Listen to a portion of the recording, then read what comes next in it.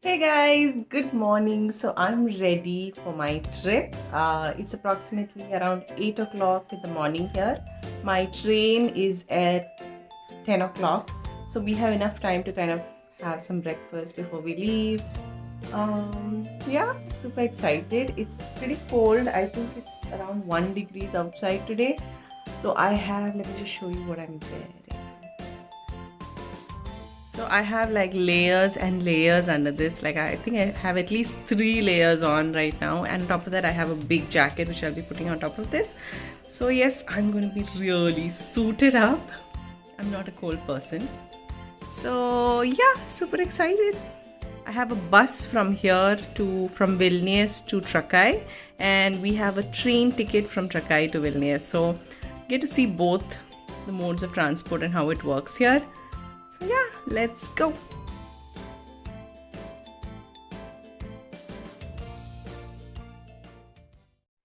So we started our day on foot, and the bus station is around 2 kilometers away from my hotel. So we decided to just give it a walk. It was a nice day. It was not raining, it was not snowing. It was just perfect to have a nice little walk.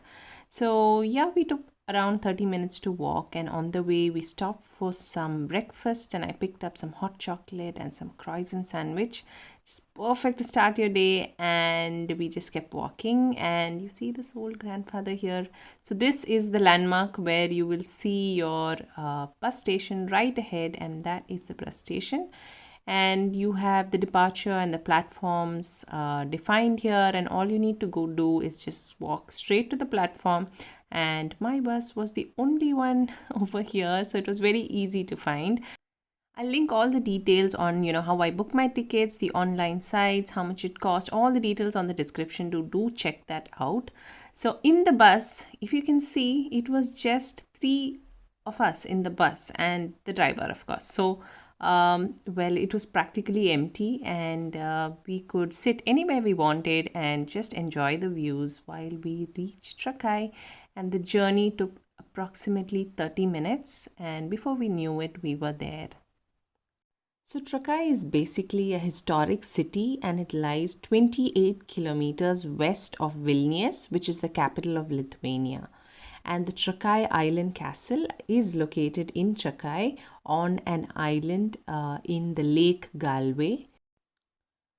And just while we were, enjoying these views, before we knew it, we were here at Trakai, and we really didn't know how far the castle was from the bus stand. But when we checked in the maps, we realized, it's around 2 kilometers from here. So it's again a really nice scenic walk, to the castle.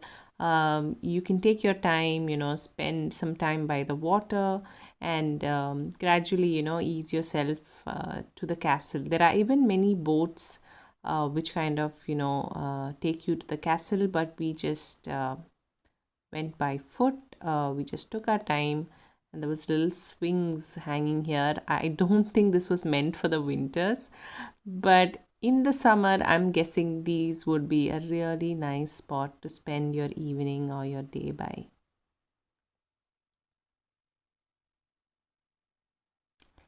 And this is the beautiful little village in Trakai. So, according to sources, while the Grand Dukes used to live in the castle, they relocated a community of Crimean Karaites to serve him in Lithuania in the 14th century, and he ordered to kind of build a town for them, and that is what we know as Trakai today. So they were the guards in the castle, and some even acted as the personal bodyguards to the dukes. So they continue to use their own language, which is more of a Turkish origin, and they even worship in their own Karaite language too.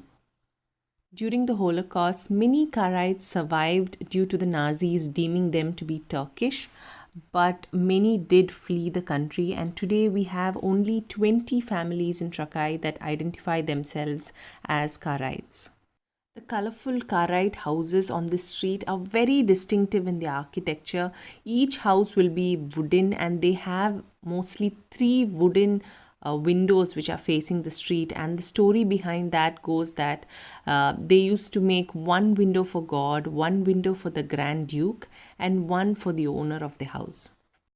And after that little stroll that we had, we have finally reached the castle. And can you see? You cannot probably see it from here right now, but you can see it's actually hidden behind this tree. But this is one of the bridges which lead to the castle. And can you just look at that scenery? It was really beautiful, and you could hear the birds. It was such a beautiful and peaceful atmosphere. And it was really cold, so there wasn't really many tourists at this time of the year, but I'm guessing during the summers this place will have a lot more tourists. So you cross over the first bridge and have to walk a little further on, and you will be taken to the entrance of the castle, which connects you again through the main bridge.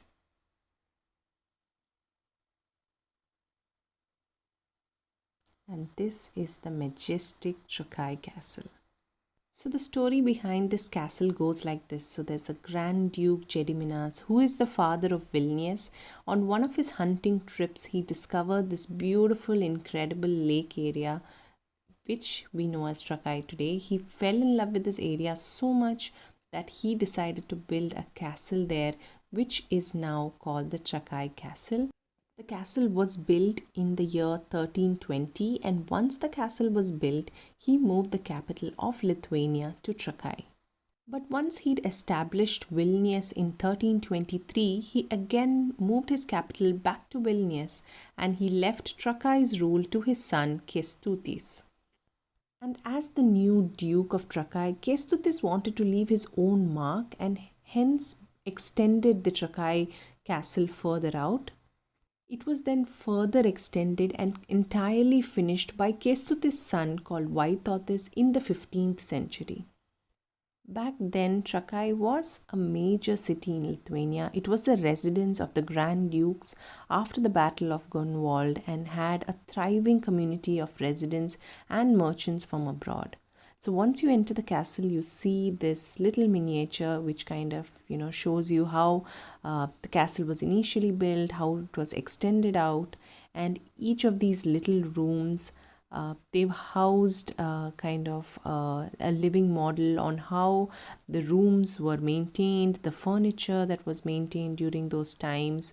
It really takes you back to that era and gives you a good feel on how the dukes lived. And these I'm not sure if these were real, but they looked pretty real. I'm not sure if they were stuffed or it's an imitation. I'm not sure, but yeah, it kind of gives you an idea on how these dukes lived. And you can see this pretty intricate pieces made from ivory.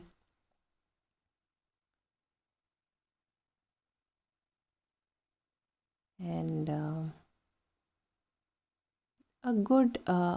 really good and well explained museum to really understand the life of the dukes.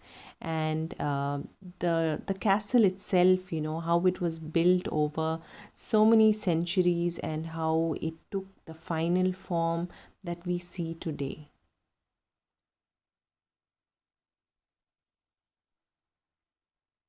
Back into one of these rooms, there was this well. I do not know the story behind this well, but I do see there was a little pot, where people tried to throw their coins into, and a lot of coins lying around it. I tried my luck too, but it didn't make it to the pot. Well, that was the main portion of the castle, and now we are walking towards the extended castle. And it's in terms of architecture, it looks very similar to the first one, but this is the first time I'm seeing like this castle really had the drawbridge, which I had only heard of. I've never seen one, and um, most of it is really well kind of maintained and preserved. And there was no water though. And when you walk into the castle, again, this opens up into a courtyard, and there are two floors and many rooms in it. And we went up the stairs, and the stairs were pretty steep, and we went up all the way to the top.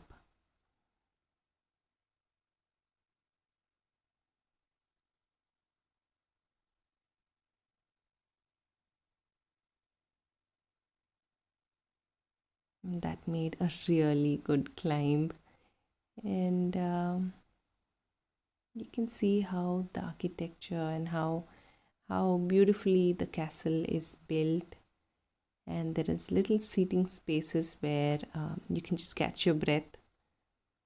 And inside each of these rooms, again, there's a lot of information that you can read upon on the Karaimai and the Turkish influence, on how that's influenced this community. And you will even notice that in the food when you go out, and I'll talk a little bit about it. But yeah, there is a lot of Turkish influence and in the Karaims community.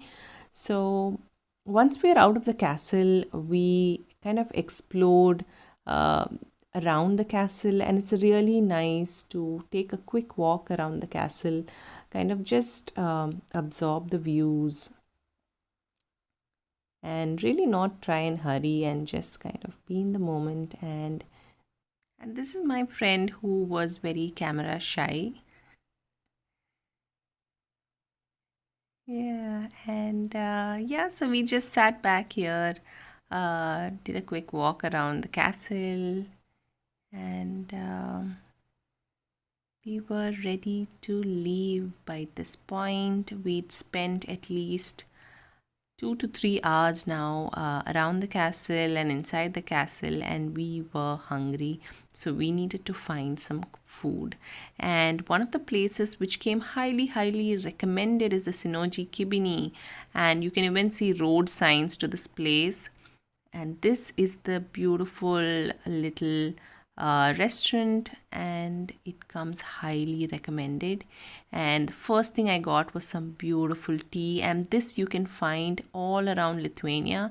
You get amazing teas, different flavors. So this one which I picked was thyme flavored, very interesting taste. It's sweetened by honey, but what you really need to have is this little thing here, and this is called a kibini. It is a pastry with stuffings of your choice. You can choose vegetarian, chicken, pork, beef. There's a lot of stuffings. I chose the cheese and spinach, and it was absolutely delicious and something you really need to try. And we also tasted some of the more authentic dishes, and finished it all with a beautiful chocolate pudding, which was just amazing. And once our tummies were full, we still had a lot of time before our train, so we did hit some of the little souvenir shops, picked a little bit of, magnets, and you can find those little Lithuanian souvenirs. And on our way back, we also stopped for some chocolate, and this little chocolate shop, I forget the name of this chocolate shop, but it was amazing. They had chocolate in every form that you can think of. In fact, they even have a chocolate exhibition in this shop, but we didn't really have the time for it. But this chocolate shop was like nothing I had seen before. So we just had time to sip on our hot chocolate. It was really cold outside, so the hot chocolate really helped to kind of cool us, but we didn't have much time, so we had to run from here, and we caught our train. We took the train, and again, we were the only two people in this train. And there we were in Vilnius in less than 30 minutes. And this is my train because I couldn't show you earlier. We were sitting on the upper berth of the train, and it was really comfortable. I would anytime choose the train over the bus. So I'm just back home. I'm so not home, to my room. And I'm so tired. Like, we would have walked for, I don't know, like since the time we got out. We walked to the railway station, we walked to the bus station, we walked back, we hardly took any taxis. But really that's the best way to kind of explore a city, especially in Europe, I think. Like, most of the transport is pretty accessible and they're well connected. So if you really want to get to have a feel of the city, the best way you can explore it is on foot. So that's what we did, and it was great. The place was really great. It was really beautiful and scenic. The castle per se is not so much, but the place is really, really beautiful. And if you are in Vilnius, it's the perfect 1 day trip actually to do from Vilnius. Um, so I'm just basically going to crash. I've had a beautiful day, beautiful scenes, a really, really nice day. And I'm just going to get a nice hot shower and just go to sleep. So I hope you enjoyed this video. I had so much fun making this for you. So if you like this video, give it a thumbs up. Make sure you subscribe to my channel. I'll see you again next week with a new video. Till then, take care. It's me, Dhivya, signing out.